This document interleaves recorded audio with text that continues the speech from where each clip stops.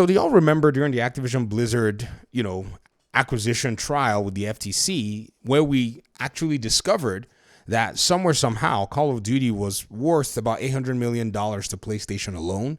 Do you remember the articles that came out where we got to see that the poorly redacted document unveiled how much money this game was generating for PlayStation? I think it's very important because with all the bickering that went on before Black Ops 6 came out, you could always kind of, in a sense, suspect that somewhere, somehow, underneath it all was either just a bunch of engagement farming, fluff, or some of the folk who wrote all this stuff and, said all this stuff about, it seems like PlayStation is going to come out good and better than even Xbox in this whole thing. We're just basically talking out of their ears. They literally were basically spreading, horse manure. That's pretty much what it was. If we go back and look at this article very carefully written here by Taylor Lyles, it says an internal document from Sony revealed a ton of highly confidential information about its PlayStation brand.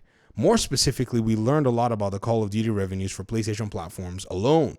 The document, which was submitted as evidence for the ongoing trial between the FTC and Microsoft, focuses on a letter sent by PlayStation boss Jim Ryan.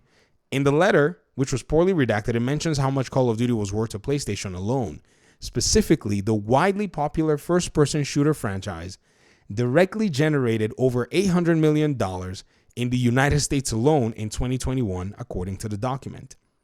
This, to me, really does help us realize that those people who tried to make us believe that 30% puts you in the best position over 70% are a bunch of, in my opinion anyways, liars. That's what they are. They tried to gaslight us into thinking somewhere, somehow, that this was a big deal. But that's not really my focus today. My focus is to pretty much show that if this game was making PlayStation at the time, or generating, let's put it this way, generating for PlayStation $800 million in the United States alone, I wonder how much Activision themselves were making if you think about, say, a 70-30 split.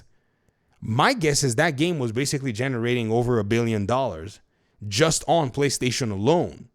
This is not even looking at the Xbox ecosystem when you actually go ahead and think about it. Because if you kind of backtrack on a 70-30, split, $800 million being 30% of a pie puts you at least over $1 billion. I mean, I know the exact number that I was able to come up with, but I just thought it was really outlandish to actually go ahead and say.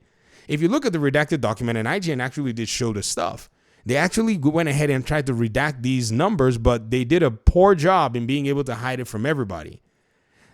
The writer also continues and says, it's no surprise how popular Call of Duty is, as the most recent installment in the franchise, Modern Warfare 2, became the fastest selling Call of Duty game to cross $1 billion sold mark in 2022. They wrote this article in June, by the way, and Call of Duty would have come out around October, November of the previous year. So in less than a year, the game had already obliterated, its previous records. But that's the only thing that the document revealed. We also learned how much two of the PlayStation's first-party titles cost. Specifically, the document revealed that Horizon Forbidden West cost $212 million to make, and The Last of Us Part 1 had a budget of $220 million. More interestingly, according to Ryan, internal surveys at Sony Interactive Entertainment claim that almost half of US-based PS5 users also own a Nintendo Switch, while less than 20% of PS5 owners in the same country also own an Xbox Series X or S console. And The Verge pointed out apparently 1 million PlayStation players play nothing but Call of Duty games. The point here is, this $800 million generated monies PlayStation has access to basically develop its single-player games to the tune of $200 million or more. Now that this whole script has flipped, could it not be said that it makes sense how Xbox is in a position where it can not only just make these games, but coupled with its Game Pass paradigm, it can deliver these games for a small subscription fee? I think the business model is now sustainable now that Call of Duty has now joined the mix. Now, this is not to say that Call of Duty is going to carry Game Pass. That's crazy to say. Game Pass had always been profitable. Game Pass was always able to generate its own revenues. However, when you kind of think about the way the math had been mathing lately, it's kind of a big deal. It's not just something small to think that, somewhere, somehow, Game Pass was going to pretty much have to carry everything, Call of Duty included, and so on and so forth. But the numbers now start to make more and more sense to you. if you think about it. And ladies and gentlemen, this is just PlayStation's numbers. Because there are people who've said, the Game Pass effect on Xbox, the Game Pass effect on Xbox. But Call of Duty by itself can be profitable on PlayStation alone. Yes, it can be. In fact, the bluff that we saw, and I don't know if it was a bluff or if they were really going to do it, is when Bobby Kotick, basically approached Xbox for a better profit sharing paradigm and basically under threat that they were going to take away Call of Duty from Xbox. And so Xbox pretty much had to succumb to that, but eventually owned the company because they were confident that, yes, even if we lose the whole Xbox platform, we can still stay profitable. Our game can still be fine.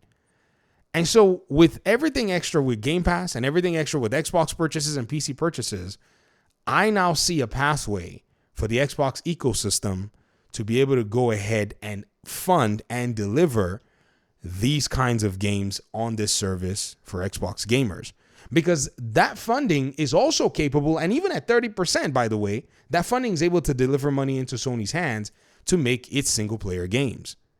So the ecosystem is very strange at the end of the day when you look at the numbers from a pure perspective.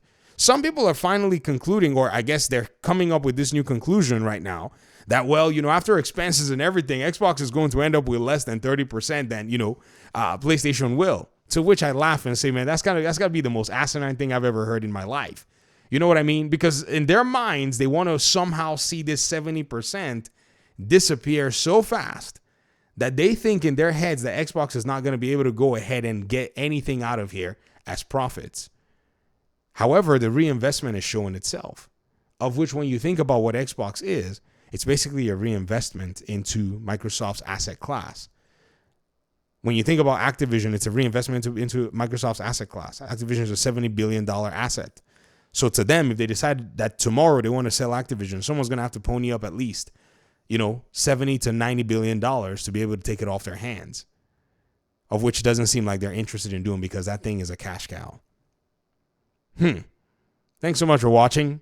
I'm just pointing out what, we're seeing, and I think it's very interesting at the end of the day that this is not pointed out for Xbox, but, we pointed it out for, PlayStation, and it was pointed out in this article as well, too. Like, if you think about it, right? They pointed out this stuff out, and people were able to come up with that conclusion and say, oh, wow, that's where they're getting all this money to make all these games, to make all these $200 million games. I mean, it's not the only source of money, but yeah, it seems like a significant source. $800 million a year for just U.S. spending? Come on now. You gotta say that this game was basically carrying ecosystems by itself. And this is why Jim Ryan ran around the world to not let Xbox get a hold of this, because they knew that if Xbox got a hold of this, it was going to change the game forever. And change the game so far, it has. Thanks for watching the video. Talk to me in the comment section. Appreciate you guys' time and audience, and hopefully we'll talk pretty soon in another one. Peace out.